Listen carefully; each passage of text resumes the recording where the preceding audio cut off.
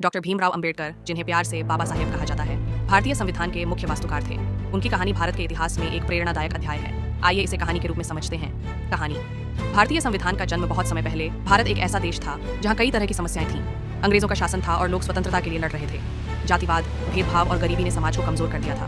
इन कठिन परिस्थितियों में एक ऐसा व्यक्ति उभरा जो समाज के सबसे कमजोर वर्गों के लिए न्याय और समानता की बात करता था। वह थे भीमराव अंबेडकर।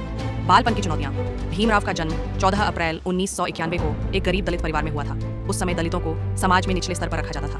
उन्हें मंदिरों में जाने और पानी के कुएं से पानी पीने तक की इजाजत नहीं थी। भीमराव ने बचपन में ही भेदभाव का सामना किया, लेकिन उनके पिता ने शिक्षा का महत्व समझाया और उन्हें पढ़ने के लिए प्रेरित किया। शिक्षा की रोशनी। भीमराव ने कठिन परिस्थितियों के बावजूद पढ़ाई की और उच्च शिक्षा प्राप्त करने के लिए विदेश गए। उन्होंने लंदन स्कूल ऑफ इकोनॉमिक्स और कोलंबिया यूनिवर्सिटी से कानून और अर्थशास्त्र की पढ़ाई की।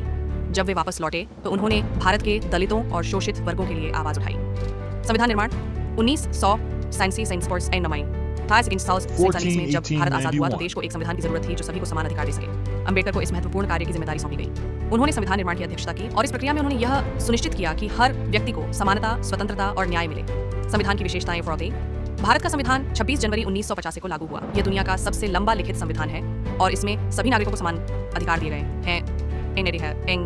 चाहे वे किसी भी धर्म, जाति या लिंग के हों। इसमें सामाजिक न्याय, आर्थिक समानता और स्वतंत्रता की बात की गई है। अंबेडकर ने यह भी सुनिश्चित किया कि महिलाओं और पिछड़े वर्गों को विशेष सुरक्षा दी जाए। अंतिम संदेश। अंबेडकर ने अपनी पूरी जिंदगी समाज में समानता और न्याय के लिए संघर्ष किया। उन्होंने कहा था, शिक्षित बनो, संगठित रहो और संघर्ष करो।